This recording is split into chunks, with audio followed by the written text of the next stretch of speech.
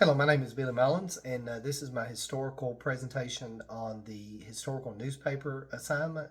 The three that I chose were the season of events to celebrate the 60th anniversary of VE Day, the witness of the dawn of the atomic age, and the day that America joined the war. These three are all associated with World War II, and in 2005, the UK marked the 60th anniversary of Victory in Europe Day, or VE Day, with street parades and 1940 themed dances and dinners.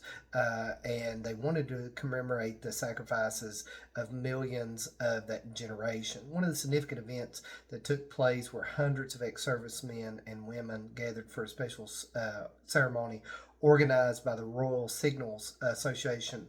Was a poignant moment, perhaps one of the last opportunities for many of these aging veterans, then well into their 80s, to come and share their stories. One of these UK servicemen remarked, "This will probably be the last time many of the veterans will be able to travel to a central location. By the time the 70th anniversary rolls around, many will not be here at all." So you fast forward to personal stories that bring the war's impact to a sharp focus. It's one of the things I liked about this newspaper article is it was personal stories of how the war impacted people of that time. It was unreal destruction, one service member said. You'd never want it to happen here. There was just nothing left.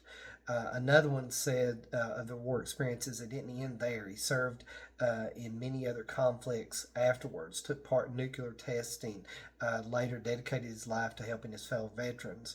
It's a story of courage and enduring spirit of those who lived through the war.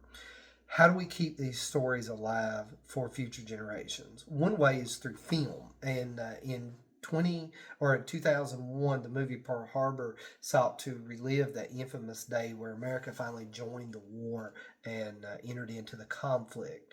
It's directed by Michael Bay and Jerry Bruckheimer.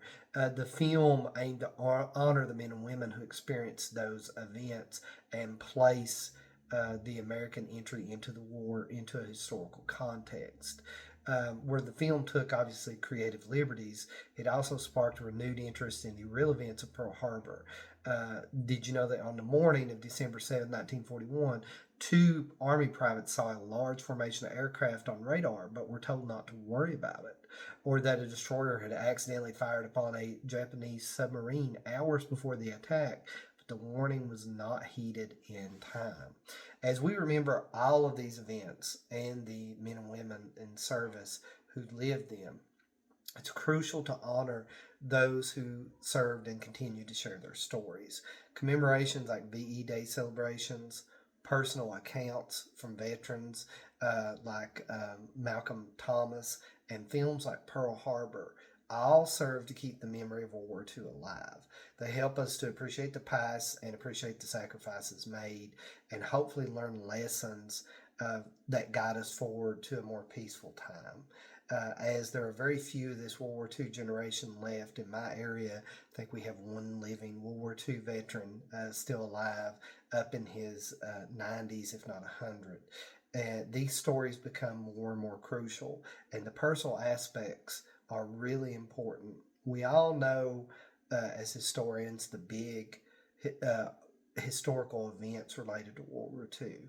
What we lose and what's important to keep are these individual personal stories about how the war affected them and their families.